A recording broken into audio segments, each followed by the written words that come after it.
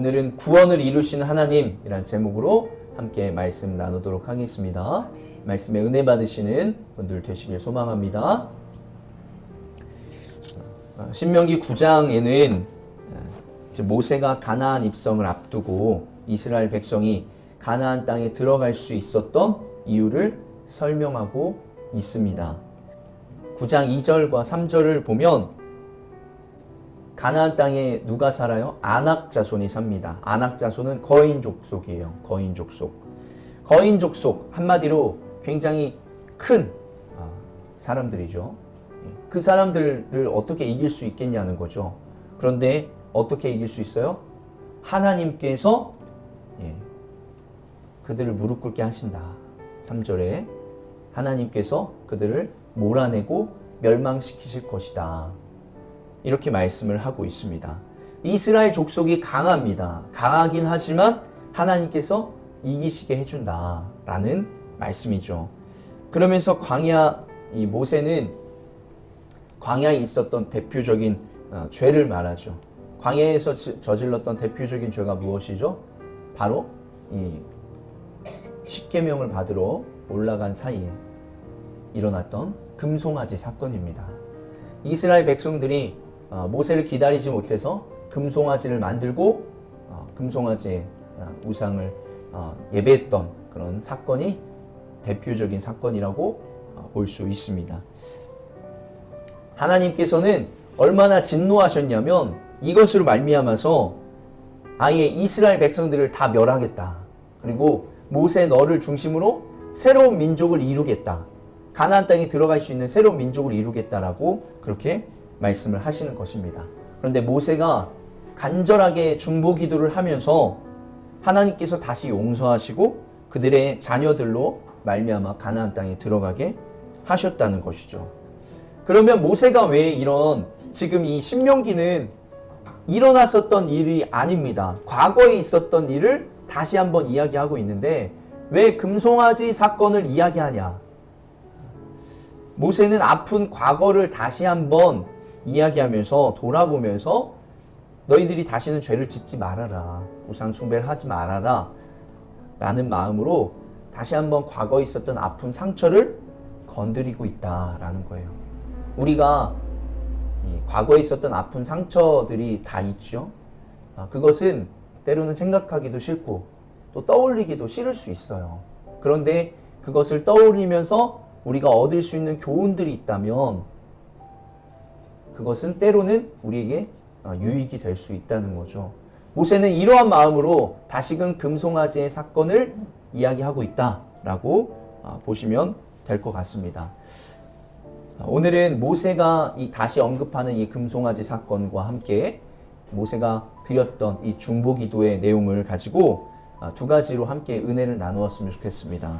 먼저 첫 번째로는 나를 구원하신 하나님의 사랑을 기억해야 합니다. 같이 한번 따라해볼까요? 나를 구원하신 하나님의 사랑을 기억합시다. 나를 구원하신 하나님의 사랑을 기억합시다.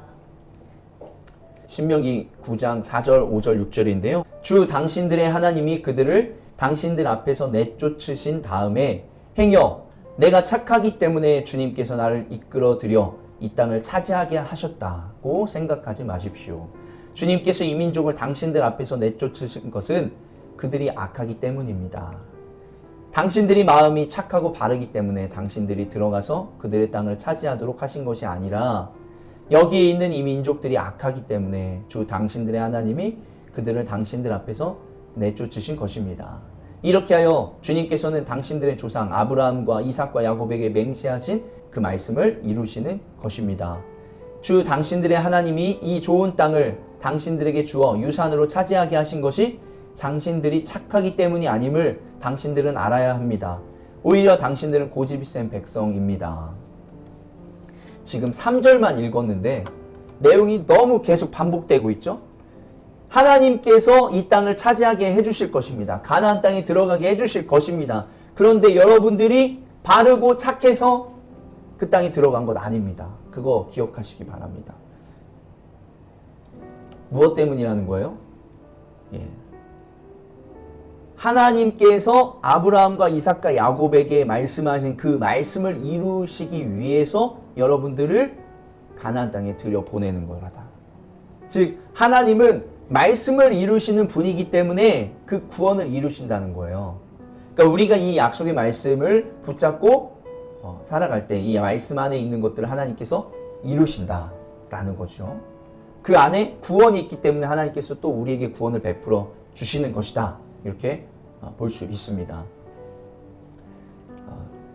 여기에 구원을 해주는 이유가 나오지요. 가나안 땅에 들어갈 수 있는 이유가 나옵니다. 가나안 땅에 이스라엘 백성들이 착하고 바라서 가나안 땅에 들어가는 것이 아니라 무엇 때문이라는 거예요? 가나안 족속들이 악하기 때문에 내쫓는 거다. 이렇게 이야기를 하고 있습니다. 한마디로 얘기하면 가나안 땅 사람들도 악하고 이스라엘 백성들도 악하다. 이렇게 볼 수 있어요. 하나님의 약속이 이스라엘 백성을 구원으로 인도하기 때문에 그 하나님께서 약속을 지키시는 분이시기 때문에 신실하신 분이기 때문에 이스라엘 백성에게 구원이 있다. 이렇게 보시면 될 것 같습니다. 다른 말로 얘기하자면 우리가 구원받는 것이 우리에게 있지 않다는 거예요. 여러분이 여러분 스스로를 돌아볼 때 여러분은 과연 이 구원받을 만한 사람인가? 한번 생각해 보시기 바랍니다. 제가 그 네임리스 청소년 청년 캠프 그 준비 모임에 갔었는데 거기에서 이제 한 사람씩 돌아가면서 캠프를 위한 기도 제목을 이렇게 내놓았습니다. 근데 이런 이야기를 들을 때마다 참 은혜가 돼요. 저는 뭐라고 이야기하냐면 어떤 한 청년이 아무것도 아닌 나를 주님께서 사랑하여 주셨습니다. 구원하여 주셨습니다. 캠프에 온 우리 청소년 청년들도 저와 같은 하나님의 사랑을 경험할 수 있게 되길 원합니다. 이렇게 고백하더라고요. 우리가 구원을 말할 때 우리의 어떤 행위 때문에 구원을 받지 않는다는 거예요. 우리가 착해서 마음이 너무 아름다워서 우리의 어떤 행동을 통해서 구원받는 것이 아니라 구원은 전적인 하나님의 선물이고 은혜라는 것을 알라고 지금 말하는 것이다 라는 거예요. 이스라엘 백성들만 죄를 지었는데 하나님께서 구원해 주셨다? 그게 아니라 우리 역시도 죄를 지었지만 하나님께서 구원해 주셨다 라고 보는 것이 맞습니다. 구원을 제가 정하는 게 아니에요. 맞죠? 사람이 저 사람 구원 받은 것 같다 이렇게 말할 수가 없어요. 맞죠? 말할 수가 없습니다. 구원은 전적인 하나님만 아시는 거예요. 우리가 구원의 확신을 갖고 있는 거지 우리가 믿음으로 예수 그리스도를 믿음으로 고백하고 시인했기 때문에 구원이 우리에게 있다 이렇게 우리가 확신하고 이 믿음으로 살아가는 거지 어떤 구원을 그래 난 구원 받았습니다 이렇게 여기면서 살아가는 거지 구원은 하나님께 있어요. 하나님께 있는 영역이다라고 할 수 있어요. 우리가 스스로 나는 구원 받았어 이렇게 여기면서 살아갈 수는 있겠지만 그것이 100% 구원을 의미하진 않는다는 거예요. 하나님에게 있다라는 거죠. 다른 말로 얘기하자면 저 사람이 구원 받았을 거야. 저 사람은 이렇게 말하는 것도 사실은 옳은 표현은 아니다라는 거예요. 뭐 교회에 열심히 다니고 또 오래 다녔다고 해서 바르고 정직하냐? 모든 사람이 사실은 이 어떤 행위론적으로 구원을 받는다면 바르고 정직해야 된다라는 거예요. 흠이 없어야 되는 거예요. 근데 교회에 다닌 사람들이 다 바르고 정직할까요? 흠이 없을까요? 그렇지 않다는 거죠. 저 사람은 구원받을 만한 사람이야 라고 할 수 있는 사람이 과연 몇 명이나 될까요? 반대로 얘기해서 교회를 열심히 다녀도 여전히 본이 되지 않는 사람들도 있어요. 그런데 그 사람이 어떤 우리 지금 이렇게 우리가 기준을 세우고 우리가 평가를 하잖아요. 이런 것들이 하나님께서 보시는 관점과는 또 다를 수 있다는 거죠. 구원은 하나님께 있음을 우리가 기억해야 됩니다. 26절에 보면 모세가 이제 기도를 합니다. 이스라엘 백성들을 위해서 기도하는데 중간에 보면 주님께서 이 백성을 강한 손으로 이집트에서 인도하여 내시고 라는 단어가 있죠. 그 다음에 주님이 그 크신 힘으로 속량하셨으니 이렇게 써있죠. 여기에서 이집트에서 인도하여 내신 것 자체를 뭐라고 표현하고 있어요? 속량했다라고 표현하고 있어요. 한마디로 이스라엘 백성들의 구원은 가나안 땅에 이르는 것이 구원이 아니라 이미 이집트에서 그러니까 인도하여 낸 것 자체가 구원이라는 거예요.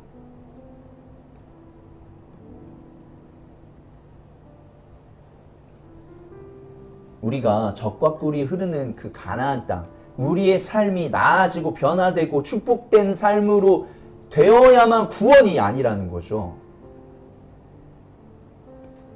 우리가 지난주에 말씀을 적용해서 이야기를 해보자면 이미 이집트에서 나온 것 자체가 구원이라는 거예요. 그 구원은 자연스럽게 가나안 입성까지 이루어진다는 거죠. 축복된 삶으로까지 연결이 되는 것이지만 그 과정에서 우리가 거룩한 삶을 살아야 된다. 이렇게 말씀을 드렸었죠. 그러니까 지금 이스라엘 백성들도 이집트에서 나와서 어떤 생활을 했어요? 광야 생활을 했잖아요. 이 광야에서 주신 하나님의 은혜를 경험하고 하다가 보니까 가나안 입성까지 가는 거예요. 구원이 우리가 어떤 신분의 변화, 하나님께서 나를 구원해 주셨습니다. 이런 변화가 있는 것이지 우리 막상 우리의 삶에 대해서 변화가 있지는 않다는 거죠. 물론 구원받은 사람이 하나님의 사랑을 경험한 사람이 그의 삶이 이제 변하기 시작해요. 근데 시작한다는 거지 갑자기 무슨 뭐 복권에 당첨됐지 삶이 변화 이런 게 아니라는 거예요. 환경이 변하고 어떤 우리 주변에 있는 삶이 변한다? 그것은 아니라는 거죠. 그래서 구원은 이미 이스라엘 백성들에게 주어졌다라는 것이에요. 우리에게도 하나님께서는 구원을 베풀어 주셨습니다. 그리고 하나님께서는 우리를 구원하시길 원하고 또 기다리고 계세요. 우리가 언제든지 돌아오기를 기다리고 계신다라는 거예요. 이 탕자의 비유에서 은혜가 되는 것이 무엇이죠? 우리는 하나님의 품으로 처음 가는 게 아니라는 거예요. 돌아가자 이런 표현이 있잖아요. 우리는 이미 처음부터 하나님 품 안에 있었어요. 그랬다가 우리가 잠시 세상에 살았다가 다시 하나님의 품으로 돌아가는 것이에요. 여러분들이 생각할 때 하나님의 구원을 받은 분들도 있을 것이고 또 구원이 우리 주변에 보면 또 하나님의 구원이 필요한 분들도 있을 것입니다. 그러나 하나님의 구원은 그렇게 멀리 있는 것이 아니다는 거예요. 예수님이 십자가에서 죽으신 이유를 우리에게 적용해 보자면 나를 위해서 죽으셨죠. 나를 구원하시기 위해서. 그런데 다른 사람들을 위해서도 예수님이 돌아가셨다라는 거죠. 그렇죠. 이것처럼 하나님의 사랑은 굉장히 크고 넓고 깊다라는 거예요. 그래서 여러분 스스로를 돌아볼 때 구원받을 만한 사람이 아닐 수 있어요. 그러나 하나님은 우리 모두를 사랑하시고 구원하신다라는 것이에요. 베드로전서 4장 무엇보다도 서로 뜨겁게 사랑하십시오. 사랑은 허다한 죄를 덮습니다. 하나님의 사랑은 뭐라고 표현할 수 있어요?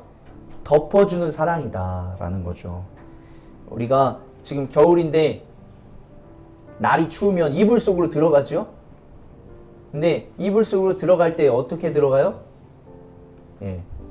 이렇게 목까지만 이렇게 들어가시는 분들도 있는데 또 어쩔 때는 아예 몸을 전체를 다 이불 속에 들어갈 때도 있죠. 네, 이불이 크면 클수록 그게 가능하다라는 거예요. 이불이 작으면 그렇게 안 되는데 이불이 굉장히 크면 우리 몸 전체가 다 들어갈 수 있어요. 물론 우리가 움츠려도 들어갈 수 있지만요. 이처럼 하나님의 이 사랑은 이불처럼 이렇게 크다는 거야. 그래서 우리의 죄가 완전히 덮어진다는 거죠. 무슨 얘기를 계속 하고 있냐면 우리가 죄가 없어서 우리가 구원받았다? 그게 아니다라는 거예요. 여기에서 말하는 것은 우리의 죄를 덮어주실 만한, 용서해 주실 만한 하나님의 큰 사랑이 있었다라는 거죠. 죄를 짓고 살아가라는 말은 아닙니다. 다시 원점으로 와서 모세가 왜 하나님의 구원에 대한 말을 이렇게 하였냐라는 거죠. 무엇이에요? 구원은 하나님의 선물이니까 우리가 그것을 기억하고 받아들이고 감사하면서 무엇이에요? 하나님의 구원을 받은 사람처럼 살아가라. 이것이에요. 다시는 죄를 짓고 살아가지 말아라. 이것을 이야기하면서 무슨 얘기를 하는 거예요? 우상 숭배하지 말아라. 이 이야기를 하고 있는 거예요. 가나안 족속들을 다 무찔러야 된다. 가나안 족속들이 너희에게 다시 죄를 짓게 만든다.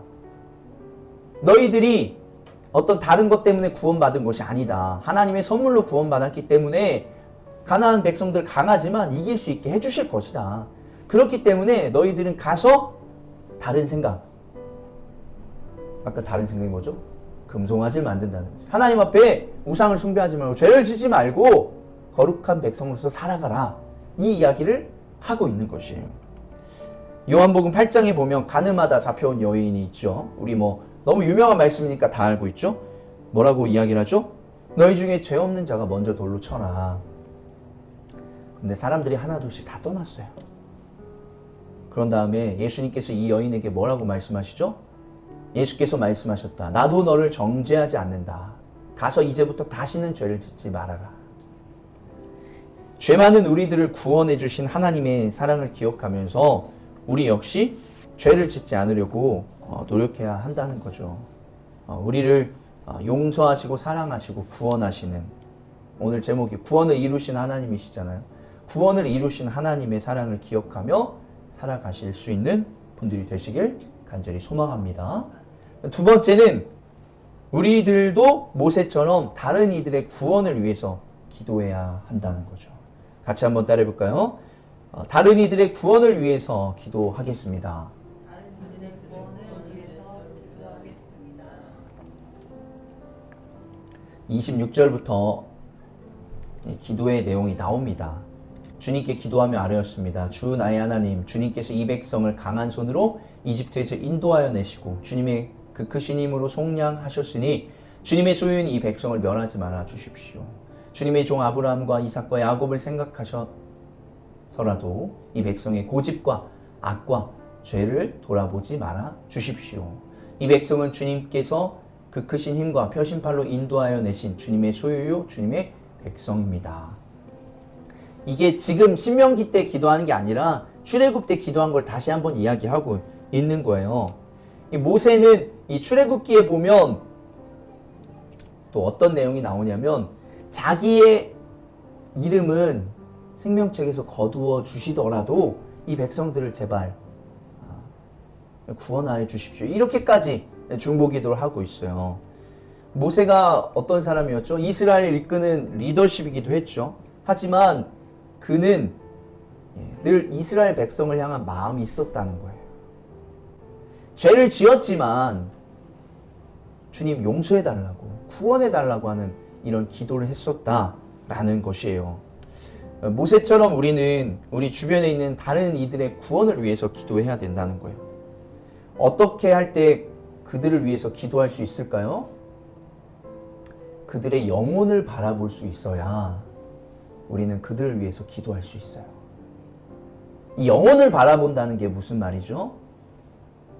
보이지 않는 그 영혼을 바라볼 수 있어야 된다는 거예요. 아까 얘기했죠. 그냥 다른 사람들을 바라보면 그 사람들이 나보다 더 잘났을 수 있어요. 그 사람들은 구원이 필요하지 않은 것처럼 보일 수 있어요. 그런데 우리가 그 사람들의 영혼을 바라보면 그 영혼들에게도 구원이 필요하다라는 거예요. 그 영혼의 상태가 어떠한지를 우리가 바라볼 수 있어야 된다는 거예요. 그 영혼의 상태를 바라볼 수 있는 그 긍휼한 마음이 여러분들에게도 있기를 소망합니다. 누가복음 15장에 보면 잃은 드라크마의 비유가 나옵니다. 어떤 여자에게 드라크마 연립이 있는데 그가 그 가운데서 하나를 잃으면 등불을 켜고 온 집 안을 쓸며 그것을 찾을 때까지 샅샅이 뒤지지 않겠느냐. 그래서 찾으며 벗과 이웃 사람들을 불러 모으고 말하기를 나와 함께 기뻐해 주십시오. 잃었던 드라크마를 찾았습니다. 할 것이다. 내가 너희에게 말한다. 이와 같이 회개하는 죄인 한 사람을 두고 하나님의 천사들이 기뻐할 것이다. 이 드라크마 연립이 나오잖아요. 드라크마 한 입이 하루에 벌 수 있는 금액이에요. 그러니까 뭐 오늘날로 얘기하면 뭐 한 10만 원 정도 될까요? 예. 100만 원이 있었는데 10만 원을 잃어버린 거예요. 여러분들 찾지 않겠습니까? 예, 찾겠죠? 찾는데 너무 고생을 한 거예요. 그냥 못 찾았어요. 집안을 다 뒤져가지고 간신히 찾아낸 거예요. 그러면 여러분 주변에 가까운 사람들한테 이렇게 불러놓진 않겠지만 전화로 얘기는 할 수 있지 않겠습니까? 내가 10만 원 잃어버렸었잖아. 그래서 한참 찾았고 결국 찾았다? 이렇게 이야기를 하는 거죠. 예. 그 얘기가 지금 이 얘기예요. 너무 기뻐서 다른 사람들한테 얘기하지 않겠냐는 거죠. 우리가 잃어버려야 가지고 있는 것의 소중함을 알게 됩니다. 또한 우리가 부족해져야 우리가 풍족함의 소중함을 또 알게 됩니다. 반대로 한번 생각해 볼까요? 부족했을 때 부유한 것을 알게 되는데 반대로 생각해 보면 이 구원의 관점에서 생각해 보면 우리가 구원을 받으니까 너무 기쁘고 행복한 거예요. 구원받은 자로서 살아가는 그 기쁨이 얼마나 크고 또 삶이 큰 축복이고 은혜인지 말로 표현할 수 없는 정말 큰 은혜다라는 거예요. 동일한 입장에서 내가 구원을 받았는데 구원받지 않은 사람들은 너무나 안타까운 거죠.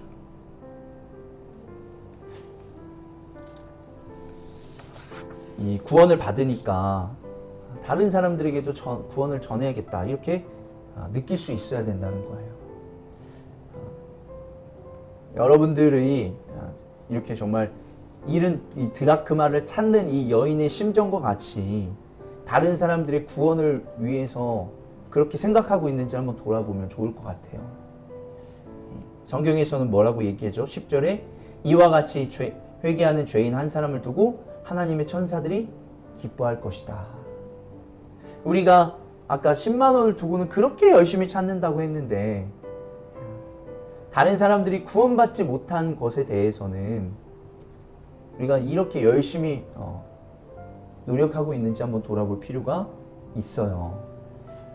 그래서 가장 먼저가 무엇이 되어야 되는 거예요? 기도가 되어야 되는 것이에요.